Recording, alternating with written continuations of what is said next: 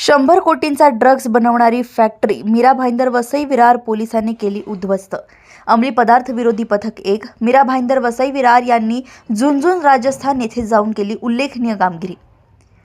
4 October रोजी पथक हे गस्त करत असताना संशयावरून 6 इसमांची झडती घेतली असता त्यांच्या कब्जात रुपये 1,32,00,000 किमतीचा 501.6 ग्रॅम वजनाचा एमडी ड्रग्ज, रुपये 1,86,000 किमतीचे 8 मोबाईल व रुपये 4,10,000 किमतीच्या 4 मोटरसायकल मिळून आल्या।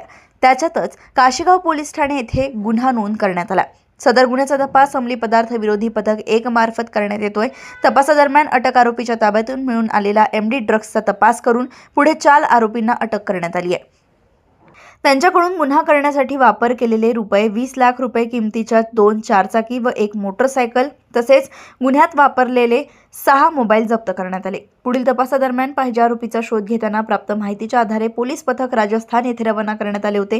राजस्थान येथे केलेल्या तपासामध्ये दिनांक 14 डिसेंबर रोजी पोलीस पथकास झुंझुनू राजस्थान येथे आरोपी अनिल विजयपाल सिहाग व एमडी ड्रग्ज बनवण्याची फॅक्टरी मिळून आली आहे। सदर एमडी फॅक्टरीमध्ये सुमारे 10 किलो एमडी ड्रग्ज, एमडीचे प्रीकर्सर रसायने तसेच एमडी ड्रग्ज बनवण्याची आवश्यक ती साधन सामग्री असा एकूण रुपये 100 कोटी किमतीचा मुद्देमाल मिळून आलाय।